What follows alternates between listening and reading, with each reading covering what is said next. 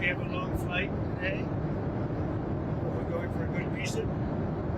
Have any questions? When do you hope Steve Witkoff will get out of his meeting with Bill today? He'll be calling me. They just left the meeting. I haven't been briefed yet, but I hear a pretty good meeting.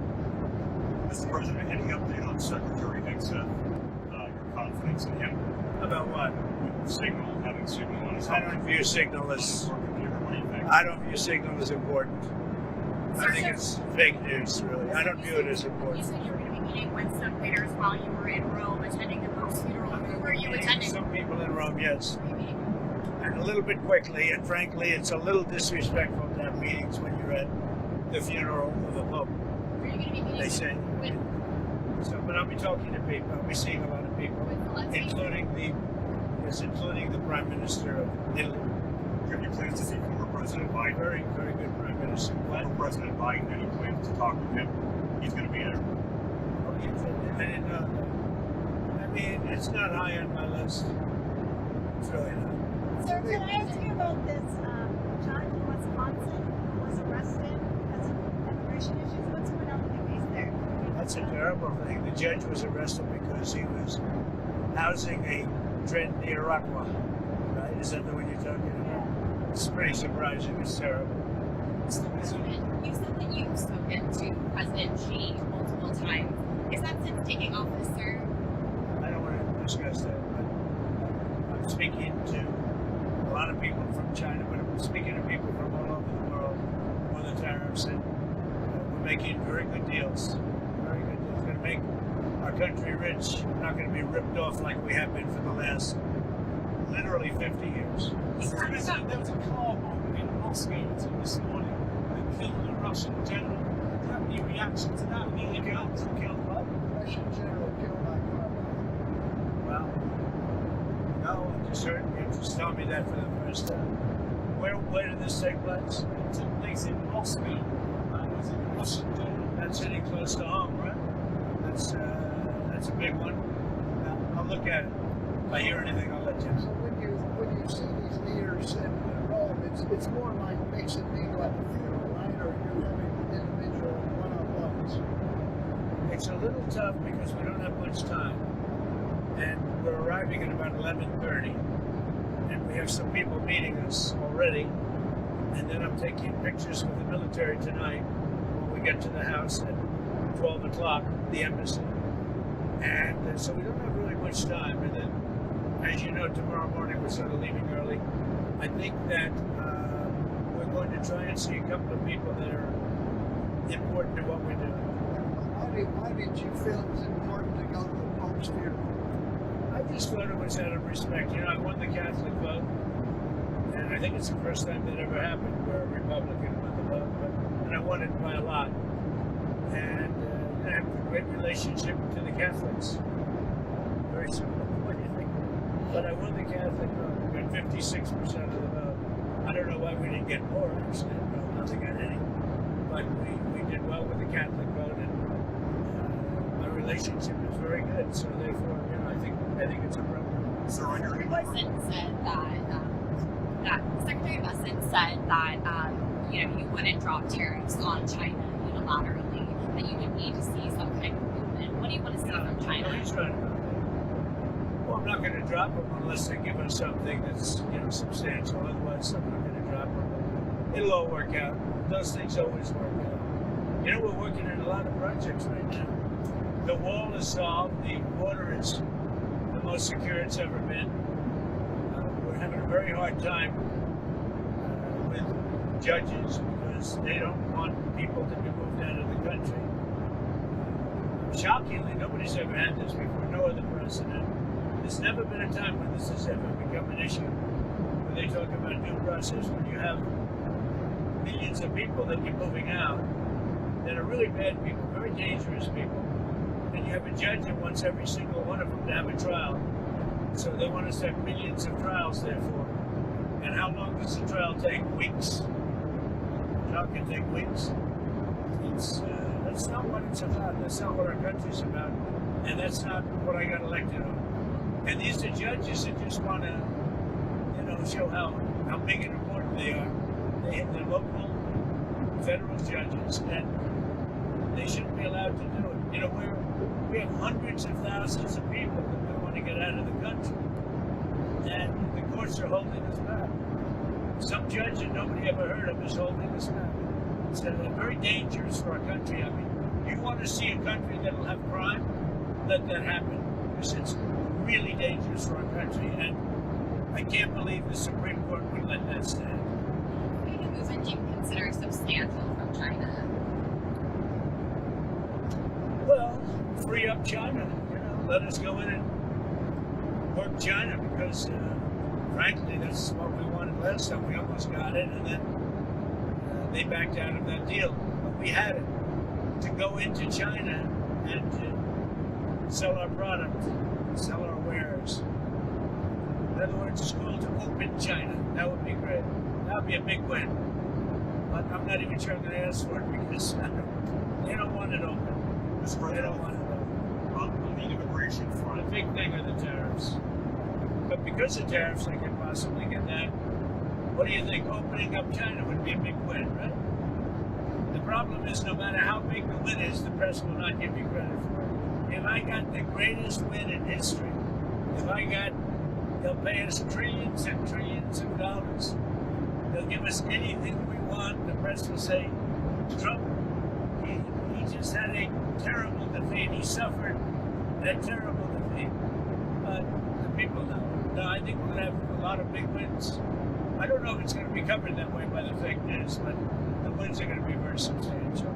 You know, we were losing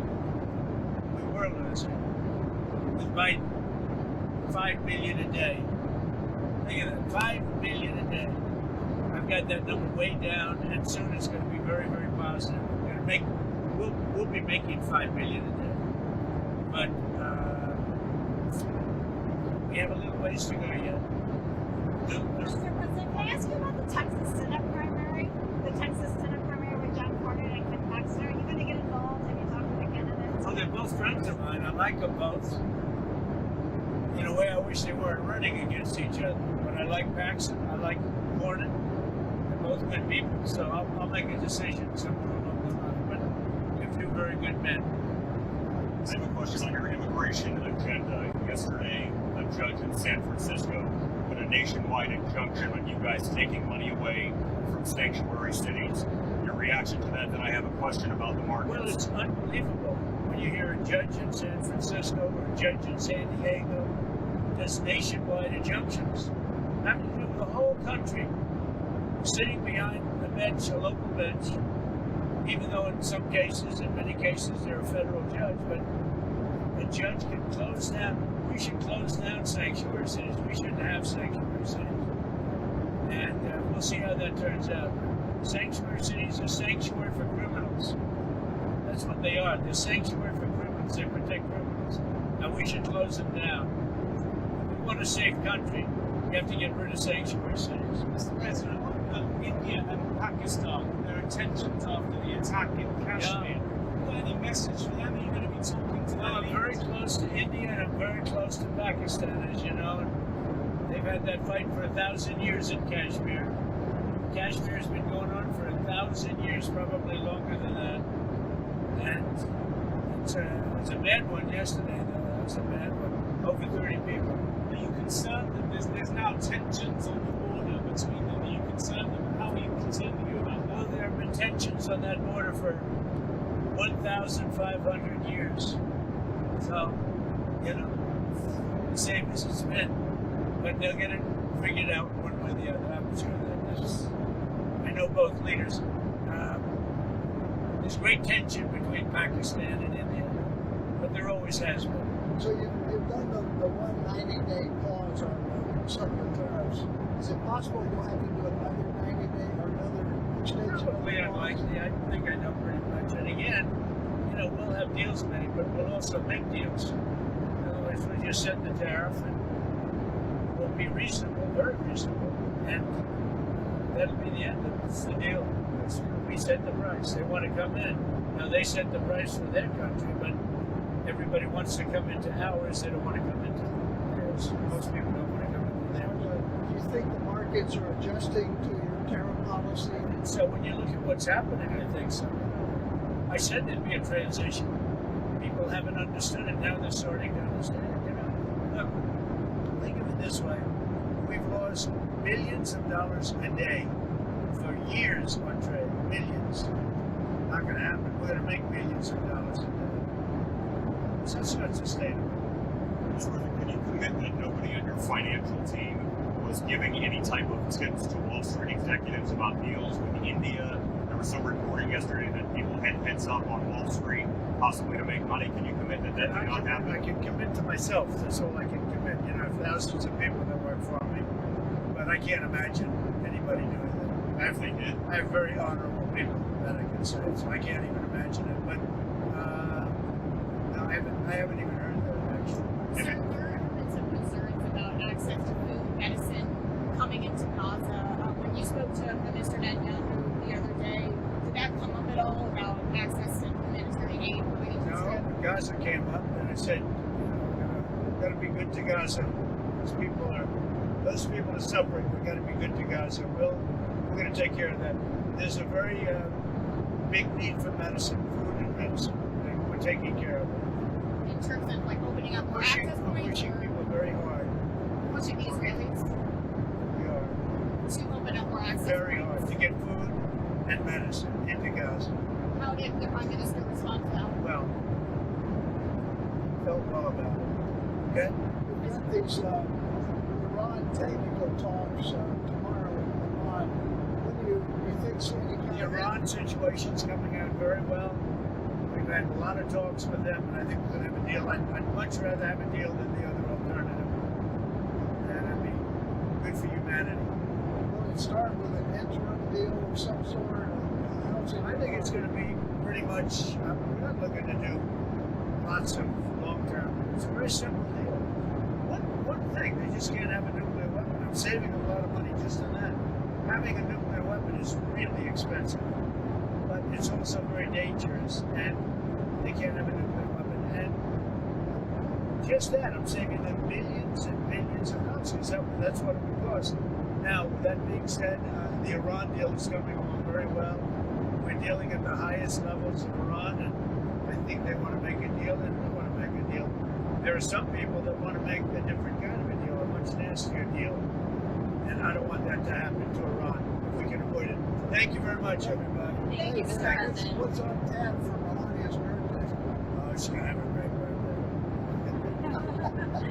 She's got a working birthday. She's up front. I should send her back. You want to have somebody answer a question? I'll send her back into the lion's pen. Susie, let's send Melania back to the lion's pen. Are you taking her to dinner, Mr. By President? the way, they would love that. Are you taking dinner? Can we see your office up there sometimes?